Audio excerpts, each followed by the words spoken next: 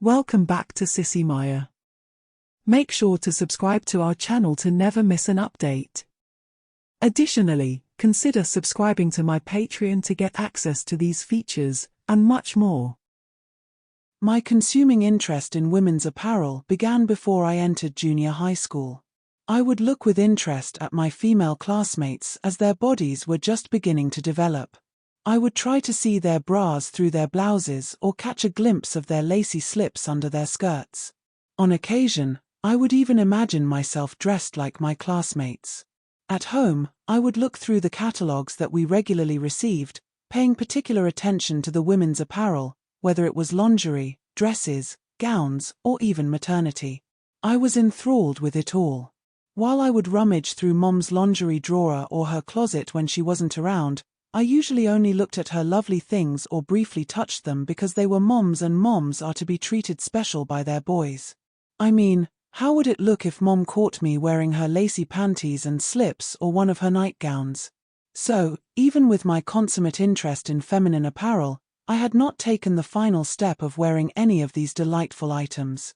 It was hard though growing up in the single-parent house, with Mom the only parent around and no male there for me. She had a good job and was able to provide well for us. In my consummate interest in women's apparel, I did crave to see more and more of what the girls wore under their skirts and not simply look at pictures in catalogues. Toward the end of the school year, I started looking in the schoolyard for those girls who wore the full skirts or dresses with slips or petticoats underneath. When I saw one, I would run past her and try to flip her skirt up so I could get a look at her lovely lacy underthings. This resulted in more than one visit to the principal's office and finally a letter about my ungentlemanly behavior being sent home to Mom. Needless to say, she was not happy with me. Since she did not believe in spanking or any other physical punishment, she merely yelled at me and cajoled me to do better. Also, she took away all of my privileges for a few weeks, hoping that would turn my behavior around. She constantly reminded me that in the fall I would be going to a new school, a combined junior-senior high school. My past behavior would not be tolerated and I might find a few of the boys physically objecting to my flipping their girlfriends' skirts. I put on a good front, saying I would behave better, knowing full well that I would again try to look under girls' skirts every and any chance that I would get. When school started in the fall, I didn't realize that there would be so many temptations for me. Not only were there the girls who had been my classmates before, but also there were the older high school girls dressed in such a way to tease and tempt their male counterparts. Being one of the youngest and smallest boys in the school, I was completely enamored with them all. As an additional source of sightings, I regularly passed by the doors to the girls' locker room. I would go slow, hoping I could see one or more of the girls in some state of undress when the doors were open for someone entering or leaving. More than once I had been chased away by a student or a teacher who sensed what I was trying to do. One day, Ellen, one of the older girls from my neighborhood, almost caught me. To try to cover my tracks, I asked her how the girls kept from getting their hair wet when they showered after gym. She smiled at the seemingly innocent question and said that many of the girls wore plastic shower caps to protect their hair, especially if they had gym the first class of the day. It didn't take long before I again began to flip up the skirts of the girls at school. One day, I made the mistake of flipping the skirt of one of the seniors. While I enjoyed seeing Linda's lacy petticoat and her lacy white panties as I quickly lifted her skirt into the air, I didn't realize that this action would result in a unique punishment for me. Unbeknownst to me, Mom had been in touch with the principal and a few of the teachers about my previous and possible future behavior. She wanted some suitable punishment or deterrent for me, short of anything physical, that would keep me from misbehaving. In essence, she gave these teachers her blanket approval for any plan that they might feel would work. In turn, these teachers let some of their top seniors in on the plan. It was all very much a secret though and was not known to anyone in the general student or teacher population. The teachers and their students had been watching me since school began. One of those students was Linda, whose skirt I had just flipped. Another of the students was Ellen. In all, the principal, 2 teachers and 8 girls were in on this plan. Although I was feeling pretty smug at that moment about seeing Linda's panties, My day of reckoning would soon be at hand. At the end of the next school day, I was passing by the girls' locker room hoping, as always, to get a quick look inside. As I got to where I could hopefully see, Linda and Ellen emerged from the locker room. Before I realized what was happening, they grabbed me and forced me into what had previously been forbidden territory. They dragged me to an open area in the locker room, where girls and a teacher waited. The gym teacher, Miss Harris, a lovely young lady, seemed to be supervising everyone else. She told me that all of the girls throughout the school were fed up with my behavior and that it was time that it changed. Although Mom didn't know what had been planned, Miss Harris was one of the teachers that she had given a free hand to try to bring me under control. Without much more being said, Miss Harris ordered the girls to completely undress me. I was naturally scared as several pairs of hands quickly removed my shirt, pants, shoes, and socks before I could protest what was happening to me. Standing there in only my shorts and t-shirt, I tried to cover myself with my hands. The girls laughed at me in my underwear. Linda asked if I was enjoying being undressed in front of the girls. This caused me to blush bright red. Janet said that I even blushed like a girl. While the girls held me, Miss Harris cut off my t-shirt and shorts, so that I was completely unclothed in front of 8 senior girls. Miss Harris said that, since I wanted to see the girls' lingerie, I would now get that chance to see it from a close-in perspective. With that, Ellen brought out a pink satin bra and managed to get it around my chest without too much of a struggle from me. After it was hooked, Janet produced some realistic chest forms that almost gave me a full B cup. I was starting to experience conflicting feelings and emotions. One part of me said that the bra and the chest forms looked and felt nice. The other part said that it was wrong to be here and to be dressed as a girl, by the girls. I tried to get away when I saw Linda holding a lacy pair of pink satin panties. She asked if I would cooperate so that they could put them on me. Since I was outnumbered, I nodded weakly. I carefully stepped into the soft garment and almost shivered as the satiny panties were slid up my legs. The softness and silkiness of the panties had an unexpected result for me. I felt myself beginning to get hard, something I had not previously experienced. The girls all started teasing me about my unladylike appearance in my panties. Mary quickly went to her locker and returned with a maxi pad. She said that Jennifer would need it in her panties to properly control herself and keep a feminine front. It took a minute for me to realize that Mary had just referred to me as Jennifer. While I was held, Mary lowered my panties, put the pad in place and properly tucked me in. When she was done, the girls told me how feminine Jennifer was becoming. I almost pleaded with them to let me go and I would not be a problem again. The girls all smiled at my pleas while Kathy said I still had more to experience.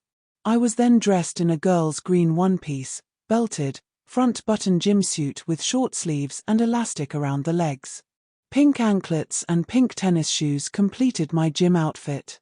Several of the girls told me how sweet and feminine I looked in my gym suit. I was led me into the gym and put through enough of a workout to develop a good sweat. I was then led back to the shower area of the locker room. Joy and Mary indicated that I needed to undress and shower. Even though the girls had already seen me unclothed, I paled at the thought of showering in front of them. Miss Harris noticed my obvious reluctance and asked, "Jennifer, do you have a problem with taking a shower?" I stammered, no, and started to slowly remove the gym suit. Martha told me that I could store my new clothes in the locker right next to hers. I carefully put it all inside as I was directed. I was embarrassed to notice that my gym locker also contained a box of maxi pads. When I blushed at seeing this, Martha patted my arm and said I should be happy I didn't also have to use tampons during this time. She then showed me how to properly dispose of my used maxi pad. Just before I got into the shower, Ellen came over to me and placed a pink shower cap over my hair. "See, Jennifer, you are one of the girls who uses a cap to protect her hair during her shower after gym." I entered the steaming shower and quickly washed. While I wanted to stay partially hidden in the mists from the hot shower, I knew that I would have to go out and face the girls shortly. I soon stepped out and allowed 2 of the girls to dry me off.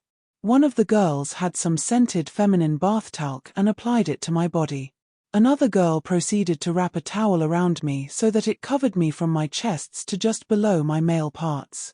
I wanted to get dressed and leave as quickly as possible, as I felt I had already learned my lesson.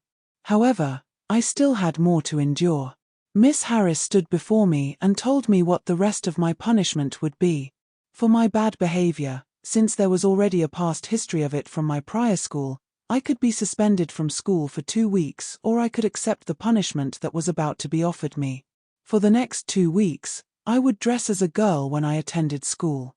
I would be put on a special schedule where I would take my core courses in the morning and then, in the afternoon, I would be on a special schedule. This would include serving as a dress dummy for the girls in home economics who were learning how to make skirts and dresses. Also, I would be a practice head for the girls in the cosmetology classes to use to practice makeup, facials, manicures or hairstyling. At the end of the day, I was to return to the locker room, put on my gym uniform, have my daily workout, shower, and dress and go home. Miss Harris gave me a few minutes to ponder my decision, while she and the girls silently watched me. While the idea of being dressed as a girl for 2 weeks had its good points as well as its bad ones, it was far better than being suspended. At least, I would still be able to keep up with my schoolwork and not fall hopelessly behind. As for the inevitable teasing and harassment from the boys, I figured that I should be able to tolerate it. After some thought, I told Miss Harris that I would accept the terms of the punishment she had described rather than risk being suspended. Miss Harris then informed me that, if I had changed my ways after the 2 weeks of punishment, I would again be allowed to resume my regular male life. Additionally, I would not be suspended or expelled from school unless there was a repeat of the behavior that got me into this situation in the first place. Also, although our school did not have formal uniforms or a special dress code, I would have to wear a schoolgirl's uniform each day. The uniform would consist of a green and blue plaid, knee-length jumper and short-sleeve soft white blouse along with the proper lingerie. Each day, 2 of the girls, hereafter known as Jennifer's big sisters, would make sure I was properly dressed for school before escorting me there. They would also escort me home at the end of the day.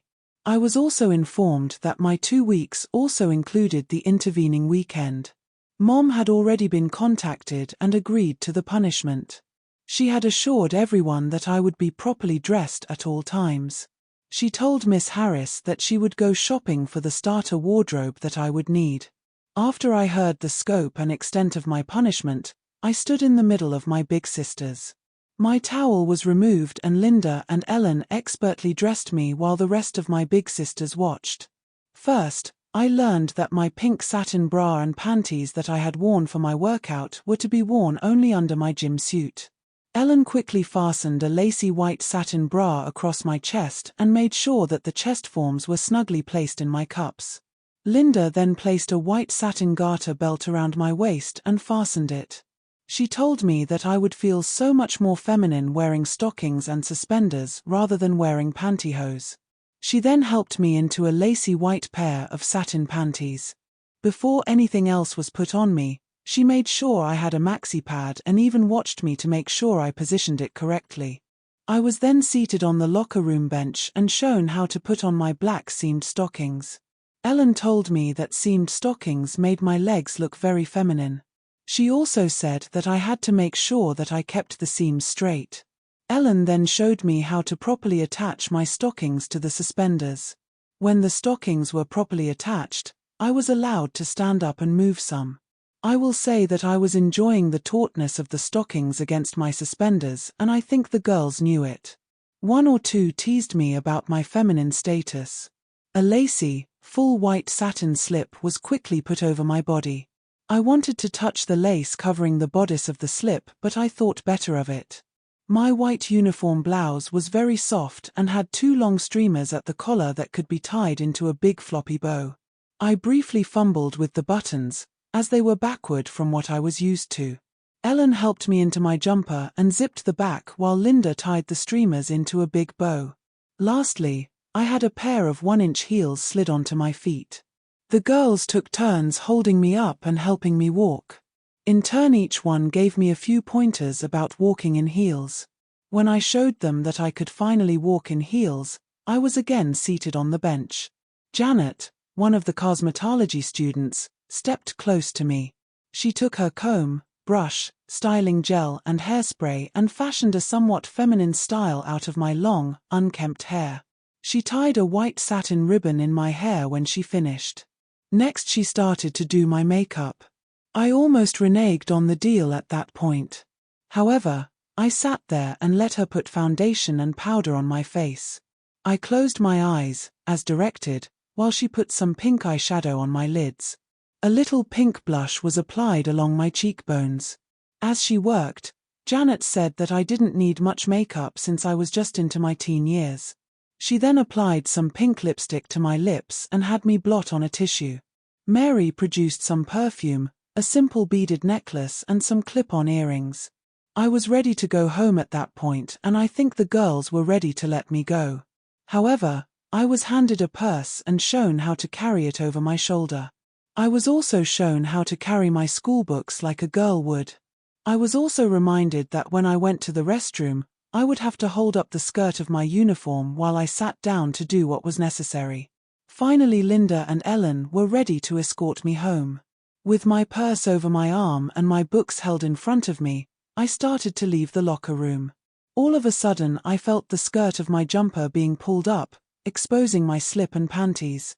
Of course I blushed and tried to quickly get it back in place. Martha was smiling at me and asking how it felt to be on the receiving end of having my skirt lifted up. Even though I felt embarrassed by having my skirt raised and my lingerie visible to the girls, I said nothing and left with Ellen and Linda. On the way home, I was afraid of what would happen if I met some of the boys from school. I was also concerned about what Mom would think when she saw her new daughter instead of her son coming in the door. I wouldn't have long to wait to see Mom's reaction since I didn't live too far from the school. As we walked, I heard my heels hitting the pavement and felt the skirt of my jumper and my soft slip brushing against my stocking-covered legs. I also felt the strange sensation of having a maxi pad between my legs as I walked. I was confused as all of these sensations filled me with pleasure, even though I knew that I was being punished for my behavior. Ellen and Linda took me right up to my door. Mom was waiting for us and greeted the girls pleasantly. She then looked at me with a mixture of joy and disappointment. She was obviously disappointed about my behavior that had led to this situation. However, as she looked at me in my new apparel, she smiled, reached out and hugged me and said that I looked pretty. She said if I worked at it, I could be a very pretty girl. At that moment, it was the last thing I needed or wanted to hear. My big sisters said that they would see me in the morning and left. Mom had me sit at the table and start on my homework while she fixed dinner. I was really enjoying the feel of the soft silky attire and had a hard time remembering that this was meant to be punishment. During dinner, she asked me how I felt being dressed and treated as a girl. I looked down at my plate and blushed. She continued to ask, trying to coax an answer from me. Finally, I told her that, perhaps this was what I really needed. I liked wearing a dress and lingerie. I then admitted how often I had looked and touched her nice things but had never gotten the nerve to try any of them on. When I admitted to being into her dresser and her closet, she smiled and said that she knew it from the way things were messed up and out of order. She didn't want to embarrass me by coming out and asking me directly if I had been into her things. After dinner, I helped Mom clean up the kitchen. She put a frilly pink apron over my uniform for protection. I didn't even mind the style or the color of the apron. At bedtime, Mom helped me change out of my uniform and hang it up properly. She also showed me how to properly remove my makeup and to cleanse my skin. Back in my room, I changed into a pair of light green satin babydoll pajamas with lace all around both the sleeve and leg openings. Mom tucked me in and gave me a goodnight kiss on my cheek. As she turned off the light, I settled into my bed and thought about all of the day's events. The next morning, Mom got me up earlier than usual, saying that it would take Jennifer longer to get ready until she was used to her new status. I quickly showered and used the bath towel as Mom had directed. I wrapped my towel around me as was done yesterday and returned to my room. Mom had laid out my clothes for the day and had said she would be right there to help me get ready. I started to dress and managed to get the bra hooked around me with the chest forms filled my cups. The garter belt went on easily and I slid my panties in place and made sure I had the maxi pad in position. I sat on the bed and carefully slid my stockings on my legs. I was in the process of attaching the stocking tops to the suspenders when Mom walked in to help. She stopped and watched me clip the stockings to the suspenders. When I was done, she complimented me on how well I had done. She oversaw the rest of my dressing and then helped me with my hair and makeup. I barely had time for a brief breakfast before my big sisters arrived. They looked me over, making sure I was dressed as I was supposed to be. We then walked to school for my first full day as Jennifer. The morning wasn't too bad, although I did hear some nasty comments from some of the boys in my classes. After lunch, though, was a totally different experience. The home EC teacher had me remove my jumper and blouse and then be available to put on the dress or skirt of a student so she could work with the hem. In that first class I must have had on 10 different skirts and dresses, not all of which fit me properly. The second home EC class was merely a repeat of the first, although these girls were working on long, ankle-length dresses. The first one I put on felt different from any of the other things I had worn. It was a dark green satin gown, fitted bodice, sleeveless, somewhat full-skirted gown that seemed to be made especially for me. The feel of the long, soft skirt around my knees and ankles was a strange and lovely sensation that I savored. I then went to the beauty salon and lab where I received a manicure with pale pink polish. My nails looked different now and I loved it. I then had my hair set on rollers and dried. The girls in cosmetology treated me as if I were another girl for their use while learning their future craft. I had a pink plastic shampoo cape covering my uniform all the time I was in the salon and lab. I also wore a hairnet after my hair had been set and I was under the dryer. At one point, Janet walked past and whispered to me that I looked very feminine with my shampoo cape covering my uniform and my hair in rollers. As I was being combed out, the teacher watched the student and gave some advice on how to make my style softer and more feminine. When the school day ended, it was back to the locker room and my physical exercise in front of all of my big sisters. As I was headed for the locker room, I was confronted by a few of the older boys, who made crude suggestions about me in a dress and what I should do for them. They started to close in on me when Miss Harris and 2 of my big sisters appeared from the locker room. As both a teacher and as an individual, Miss Harris was not one to be trifled with. She glared angrily at the boys and said that they had better behave or they could be subjected to the same punishment as I was receiving. She was about to start taking names when the boys quickly decided to disperse. I gave Miss Harris a look of thanks and went into the locker room and changed into my gym uniform.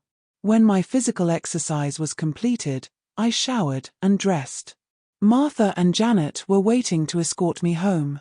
The rest of the first week went by in a similar fashion, although the word had gone out to the boys and I was left alone. I wore my pink frilly apron and helped Mom clean up the kitchen after dinner. I learned how to hand wash my soft lingerie and to properly hang it up so that it would dry. The girls continued to provide escort service each day, both to and from school. In home EC, I continued to serve as a model.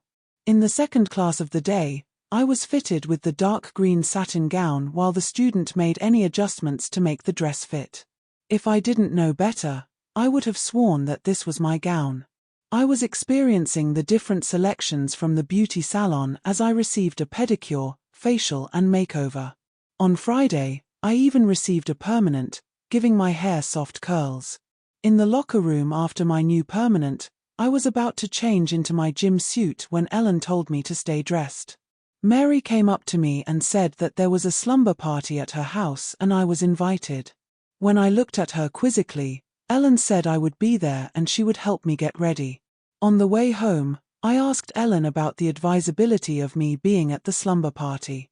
Surely the parents would object to having a boy attend, even one wearing panties, bra and nightgown. Ellen assured me that Mary's parents had been informed about Jennifer and they were open-minded enough to accept her as a guest. I then asked what went on at a slumber party. She explained that it was a girls' evening together, where they watched movies, talked about boys and did each other's hair and nails. Ellen assured me that very little sleeping was done at a slumber party.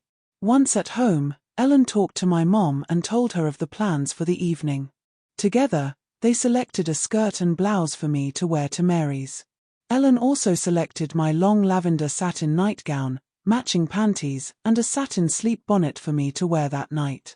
As I went to my room to change for the evening, Mom told me how nice my hair looked with its curls. Ellen talked to Mom while I changed. I wish I could have heard the conversation because I am sure that I was the main topic under discussion. I knew that I dared not be caught while trying to eavesdrop, so I quickly removed my uniform and hung it up. I slipped the lavender satin blouse over my arms and buttoned it up the front. I stepped in the short, straight black skirt and placed it around my waist. I felt partially unclothed, as the skirt was a good 5 inches above my knee. Had the skirt been flaring rather than straight, I am sure my stocking tops and suspenders would have been visible. Since no other shoes were out, I kept my heels on and walked out to join Mom and Ellen. Mom handed me a canvas overnight bag with my nightwear, my slippers, and my makeup and told me to have fun. Ellen said that I would be home sometime in the afternoon because all of the girls were going shopping after we woke up. Mom asked if I needed any money for shopping. Before I could answer, Ellen said that I would be just one of the girls and not have to buy anything. Mom smiled as she gave me a big hug and again told me to have fun. I smiled weakly and said that I would. Ellen and I walked to her house where she went and quickly got her things. Just before we left, Ellen introduced me to her mother, saying that I was a new girl at school and she had befriended me. Her mom gave me a once-over and said that I was a pretty girl. This caused me to blush in front of her. She smiled at me and said that it was nice to see that a young girl, like me, still had the innocence around her so that she could blush. She told us to have a nice time tonight. Ellen and I walked to Mary's house in the next block. I was carrying my purse over my shoulder and my overnight bag in my hand, following Ellen's example as we chatted about my first week of punishment. In strictest confidence, I did admit to her that it no longer seemed like punishment but rather seemed to be an enjoyable experience. I smiled and said I liked the feel of my new clothes. Ellen admitted that she liked the new, more refiner me as opposed to the brat I had been. I smiled and thanked her. When we got to Mary's, we went to a spare bedroom and changed into our sleepwear. Leaving my bra and panties on, I quickly slipped into my nightgown and slippers. Ellen changed into a lovely pair of black satin babydoll pajamas that were so sheer and filmy they barely hid any of her lovely body. We soon joined the girls in the family room. Each of the girls wore lovely satin sleepwear in different styles and lengths, from the babydolls of Ellen to the waltz-length nightie of Janet to the ankle-length nightie of Kathy. As promised, the evening was one of snacking, watching what are affectionately called chick flicks, giggling a lot, doing each other's hair and toenails, and talking about boys. For most of the conversation, I kept quiet, contributing little. Part of the discussion centered on the big dance next Friday and what each of the girls was wearing to it. As Joy painted my toenails with a nice pink enamel, she asked me about my dress for the dance. Upon hearing her question, I blushed while looking down and said that I didn't have a dress, as I wasn't planning on going. At this comment, several of my big sisters gave each other knowing looks. I did not detect this exchange, nor would I have understood its meaning if I had. We finally settled down sometime during the night and caught a few hours of sleep. When we awoke, there was a mad dash for the bathroom. It was interesting with that many girls and those few bathrooms. Finally, everyone completed her morning routine and we had a late breakfast while still dressed in our sleepwear. After we finished breakfast, several of the girls excused themselves and changed into their regular clothes, saying that they could not go shopping with us as they had things to do with their families. This left Mary, Ellen, Linda, Kathy, and I to go out shopping. I dressed carefully in my lingerie, skirt, blouse, and heels. Ellen assisted me with my hair and makeup.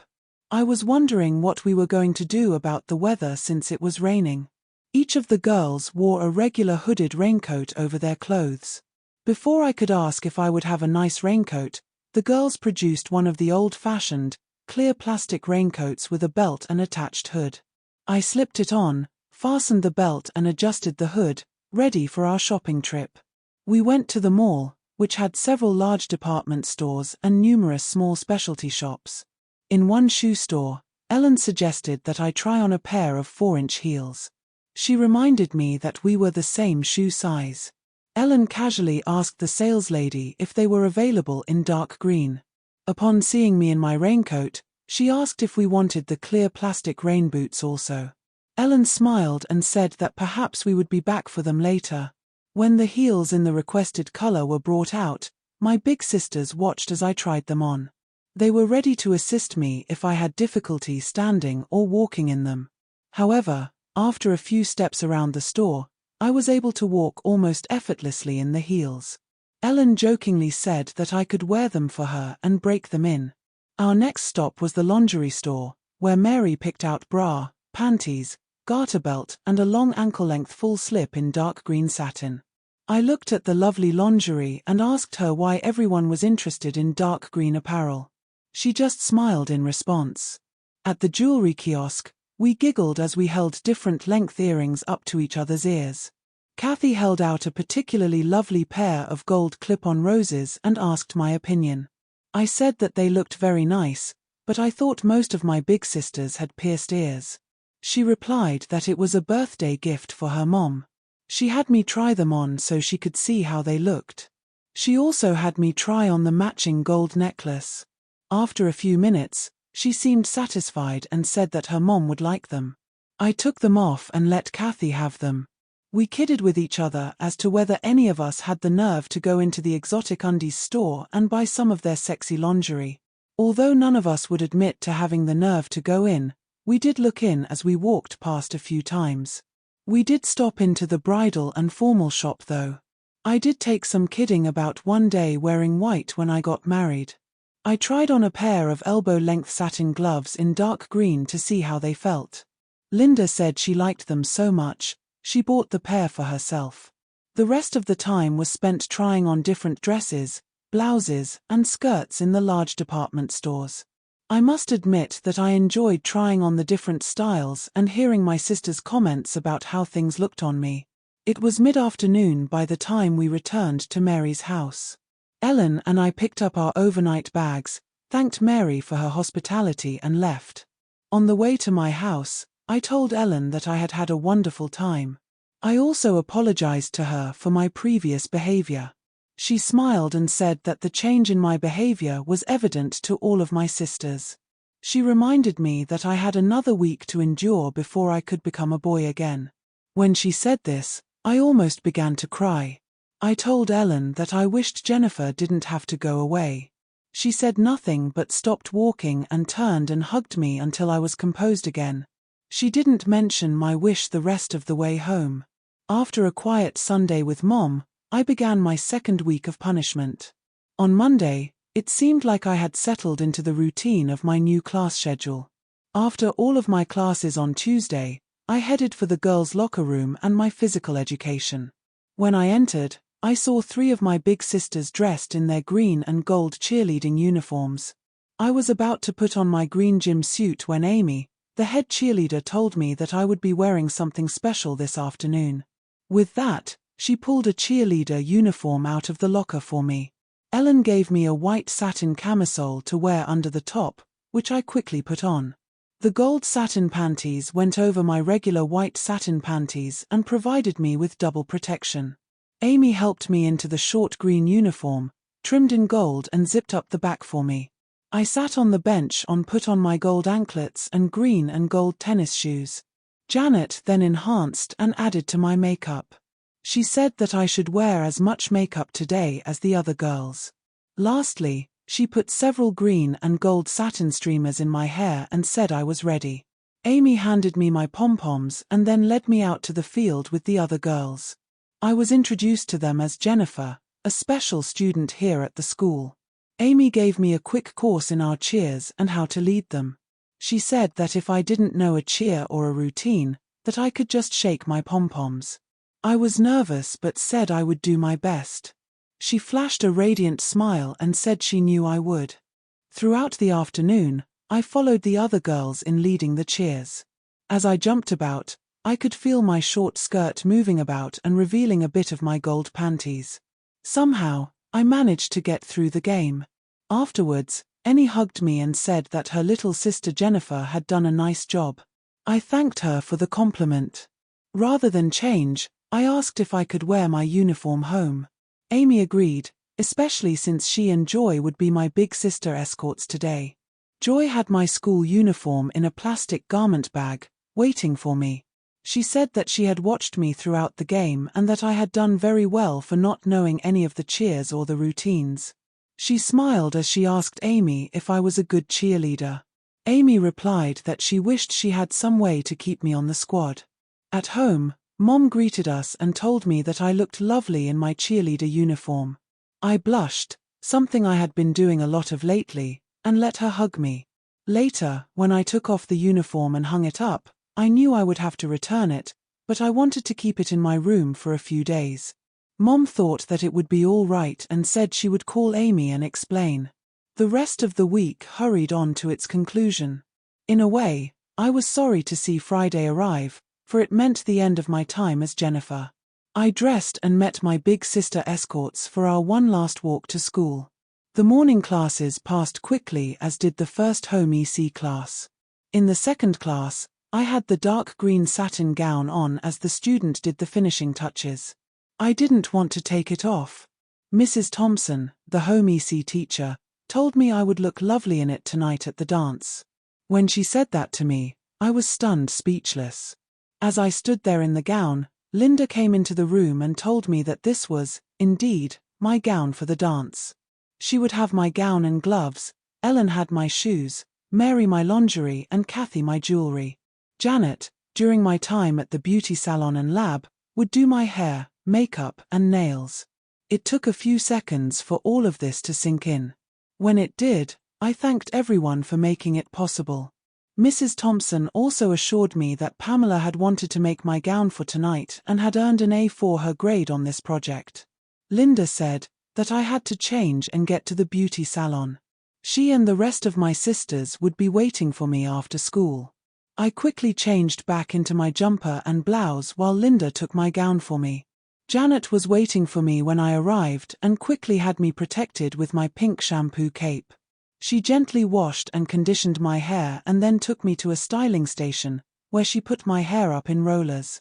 As I sat under the dryer, I watched as she did my nails. She used a nice red polish to accentuate my nails. I was afraid to move them because they looked wet even when they were dry. Janet assured me that was how they were supposed to look. Back at the styling station, Janet did my makeup in shades of red, from my blush to my eyeshadow to my lipstick. Everything coordinated with the red of my nails. I looked in the mirror at my red pouty lips and smiled. Janet took my hair off of the rollers and proceeded to do my hair in a very formal fashion. It also made me look older than I was.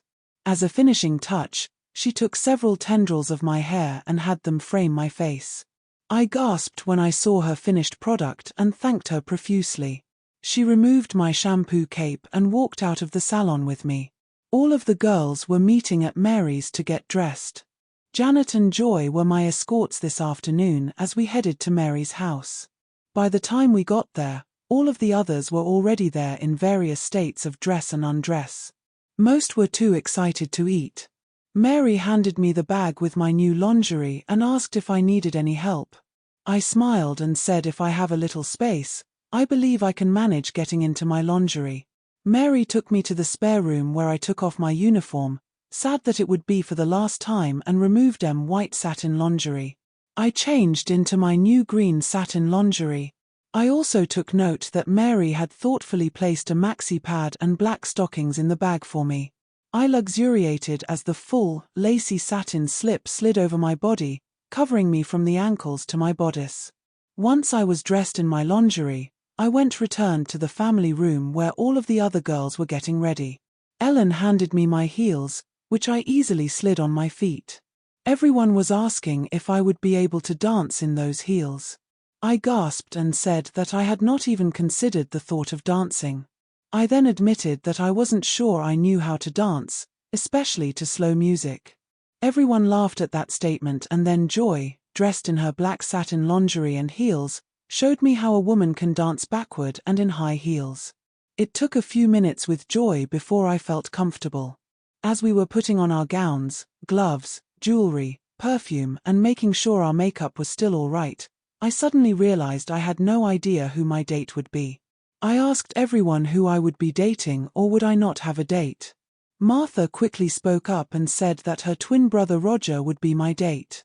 I asked her if he knew about me, and she assured me he did. It seems that he was just beginning able to deal with his sexuality. While he liked girls, he really did not want to date them, nor would he really like his male partners in dresses. If he could have gone to the dance with another boy, both dressed in tuxes, he would have been overjoyed. Since this was not possible, he had planned to stay home until Martha asked a favor of him. When she explained about Jennifer, he was happy to be her escort, promising to be a perfect gentleman. This would allow Roger the appearance at school of dating an attractive girl while keeping his true nature hidden. Even Roger's present boyfriend approved of the idea. The girls were finally dressed, waiting for their dates to arrive. Their gowns were every color of the rainbow. Most of them wore gowns like mine, with a fitted bodice and a flowing skirt from the waist. Some were sleeveless and some had sheer sleeves. One was even strapless. Two of the girls had selected form-fitting sheath gowns that truly enhanced their figures. The boys had all gone together and rented a super stretch limo that would easily and comfortably hold the 9 couples. When the boys arrived, it was a scene of mass confusion as each of the girls received her corsage. Roger gave me a wrist corsage and told me that I looked very pretty. As I took it, I noticed that it went well with my gown. I looked to Ellen for assistance with how to wear the corsage. She showed me how to carefully slide the elastic wristband over my glove and around my left wrist. The rest of the evening was a blur for me, as Roger was the perfect gentleman. He did not misbehave or make any improper suggestions. In the limo, he sat beside me and put his arm around me as the other boys did with their dates. On the dance floor, I felt at ease as he held me and guided me around. He held open doors for me and held my chair when I sat down. In this situation, I could not have asked for a better date. When we returned to Mary's house, he escorted me to the door and then, even though the porch light was on, gave me a light kiss on the lips. I walked inside on cloud 9. My big sisters teased me about my first kiss. I was glad though that I could finally take my heels off and give my aching feet a rest. Many of the girls felt the same way. Rather than go home, the girls had all brought their sleepwear for another slumber party. Mom had even brought my things over while I was at the dance. We sat around in our gowns and talked about the evening. Eventually our talk turned to my last 2 weeks. They asked me how I felt about all that had happened to me. I first apologized to them for the type of individual I had been. I also admitted to them that what had started out as punishment had turned into 2 of the greatest weeks I had ever lived. Lastly, I admitted a degree of sadness over the loss of my identity, Jennifer. I then went and hugged each of the girls, personally thanking them for all of their help and for making me truly feel like I was Jennifer. As I sat down, Ellen looked at me and spoke for the others. She felt that I had made major changes in my behavior and in my treatment of girls. Perhaps, if I wanted, they could talk to Miss Harris, the principal, and my mom about continuing Jennifer's existence.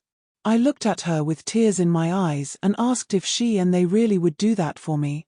They all nodded and voiced their assent. I felt like I was in heaven at that moment. Then Amy spoke up and said that if Jennifer was staying, she sure could use her and develop her into an excellent cheerleader.